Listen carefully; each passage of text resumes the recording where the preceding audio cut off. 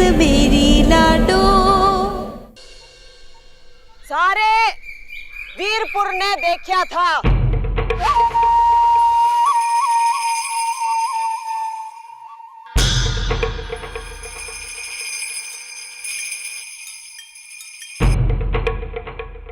खारी अम्मा जी अपने बेटे और अपनी बहू का आगे झुक गई थी।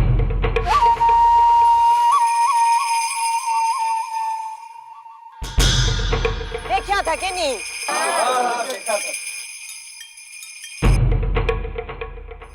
ममता में माता जी अंधी हो गई थी। करीब मेरी आंखों का मोतिया हट गया है और इस छोरी की सच्चाई मेरे सामने आ गई से। मेरे घर की बहू और हवेली की इज्जत ने यूं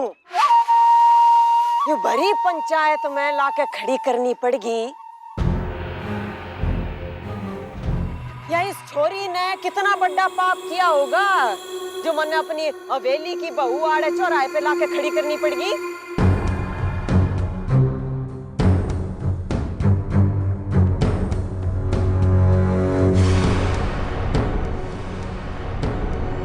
मेरी तो इज्जत नीलाम कर दी इस छोरी ने।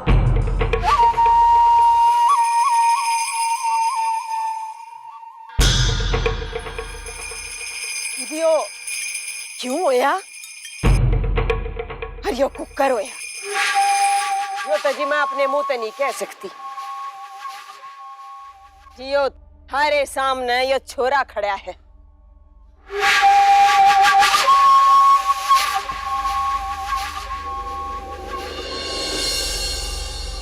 यो है क्या वेगा? और सुन छोरे, सब कुछ सच सच बता दिए उसी में तेरी भलाई से।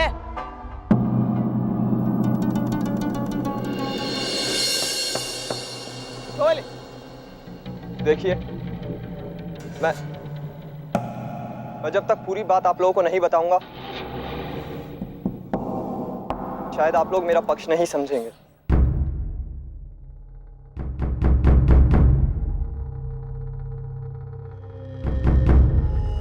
सच तो यह है कि मैं और सिया दिल्ली में कॉलेज के दौरान एक दूसरे को चाहते थे।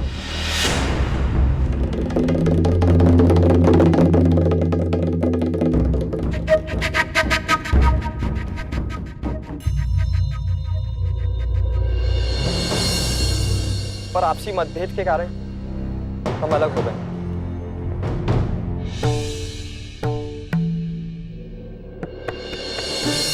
जब मैं यहाँ राघव की शादी में आया तो मैंने सिया की नजरों में वही खिंचाव देखा। और जब इस बात का इजहार सिया ने खुद मुझसे किया और मुझे अकेले में मिलने बुलाया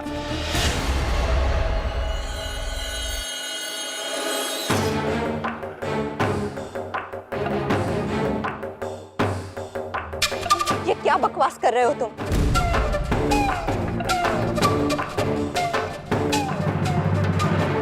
इस लड़की को ठीक से जानते तक नहीं, उस पे इतना घटिया इल्जाम लगाते हुए शर्म नहीं आती तुम्हें? तुम्हें अपनी सफाई देने का पूरा मौका मिलेगा।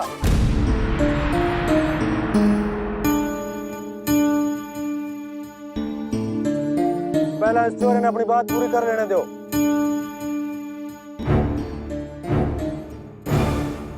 सिया ने मुझे बार बार करीब आने के लिए इशारे दिए और राघव के घर से बाहर होने का मौका देख उसने मुझे सीधे अपने कमरे में बुला लिया।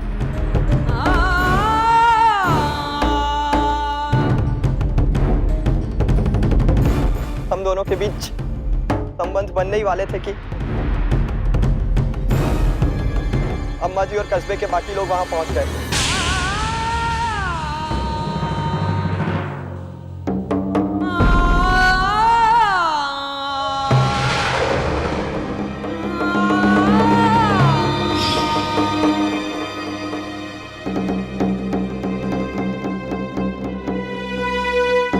मैं बहुत शर्मिंदा हूँ अपनी इस गलती पर। माफ कर दीजिए मुझे। लेकिन ये सब मैंने जानबूझकर नहीं किया। सिया ने मजबूर किया था मुझे ये सब करने के लिए।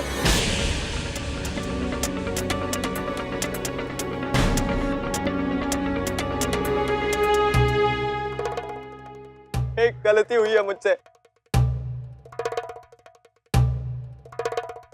माफ कर दीजिए मुझे। अम्मा जी, मैंने तो लागे ये छोरा बिल्कुल सच बोल रहा है।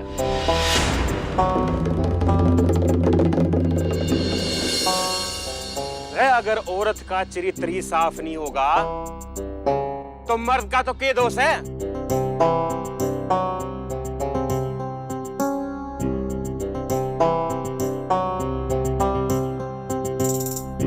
मर तो जाएगा ना भी उसके पास, क्यों भाई? बिल्कुल सही। कोई जबरदस्ती तो ना की थी छोरे ने इसके संग।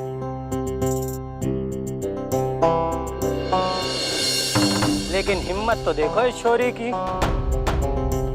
किसी के ब्याह की दावत और उसी में दूसरे मर्द पे डोरे डाल के फांस लिया।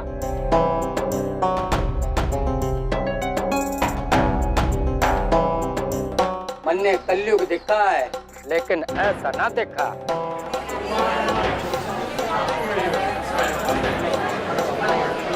शांत हो जाइए, शांत हो जाइए। अभी छोरी की सफाई बाकी से। बोल छोरी। सफाई? सफाई तो तब दी जाती है जब कोई गलती की हो।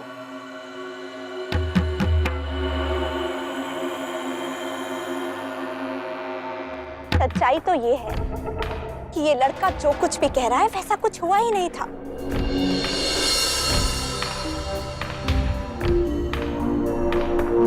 कल रात जब बिजली चली गई तब ये मेरे कमरे में आया। अंधेरे की वजह से मैं इसका चेहरा नहीं देख पाई और इसे राघव समझ बैठी।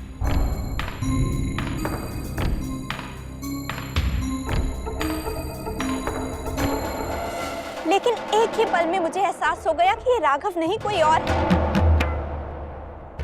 मैं तुरंत पीछे हट गई।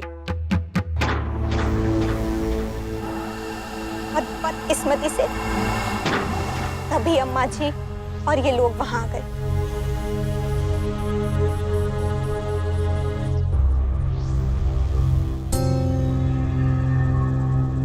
इसलिए इन लोगों ने जो कुछ भी देखा है वो सिर्फ एक धोखा है और कुछ नहीं।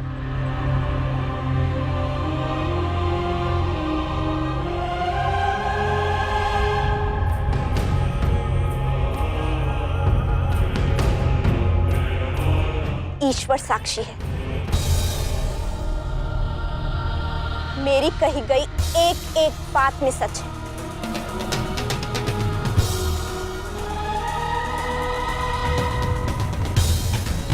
अरे के बचपन, अरे इन 10 लोगों ने जो देखा है वो झूठ है और ये जो बोले हैं वो सच है। अरे भगवान का नाम लेकर ये अपना झूठ सच साबित कर रहे हैं।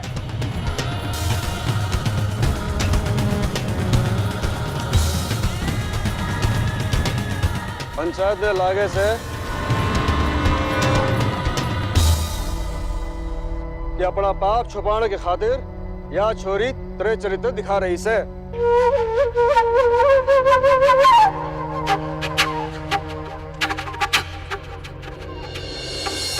रे छोरी, ये कोई गवाह है तेरे पास जो तेरे लिए गवाही दे सके? गवाह कहाँ से लाऊं मैं?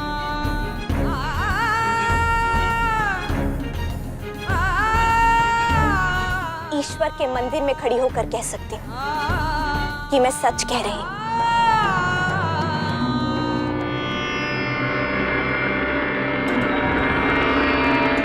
जो छोरी इतना बड़ा पाप कर सके है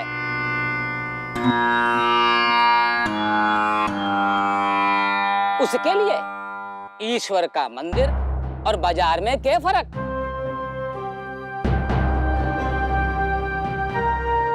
पंचायत का फैसला से ये छोरी तो दोषी है।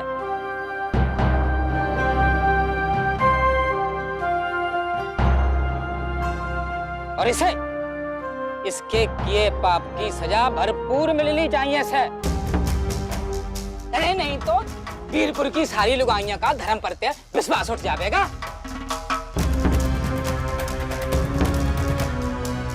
और इसने अम्मा की ही एड़ी नहीं, पूरे वीरपुर के नाम पे धब्बा लगा दिया।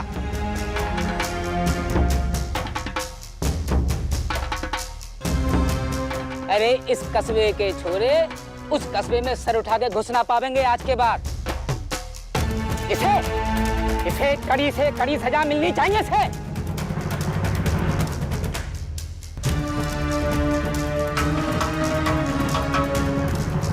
अरे जब से ये छोरी इस कस्बे में आई से इस कस्बे की मर्यादा बार बार पार किए थे।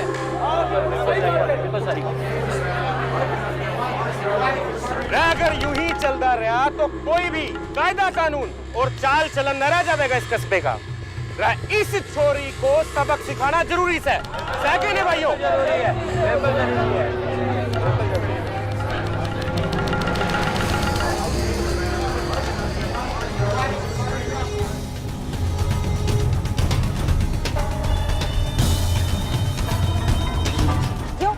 यो कोई तरीका ना हो या न्यायकरण का। चुप कर छोरी। न्यायकरण का तरीका भी पंचायत ने तेरे से सीखना पड़ेगा। सबने सफाई पेश करने का मौका मिला से, पर इस छोरी का पाप सच बनकर सबके सामने आ गया। इस छोरी का फैसला तो पंचायतें करेगी।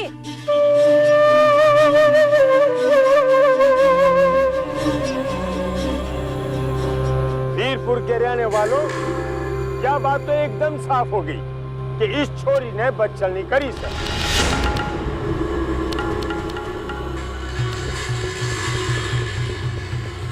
इसका पाप और भी घनघोर हो गया क्योंकि इसके हाथ की मेहंदी भी ना सूखी थी और इससे उस मेहंदी की लाज न रखी गई।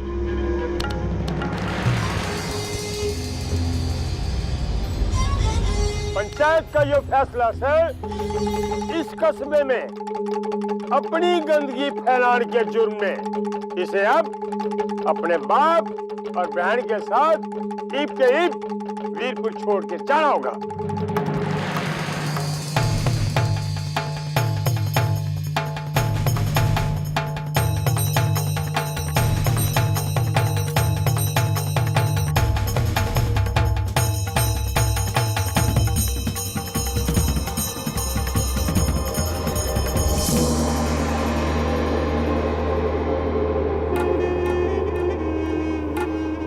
और दोबारा वीरपुर की धरती ने अपवित्र ना कर सके, इसलिए इसका यहाँ कदम रखने की भी मनाही होगी।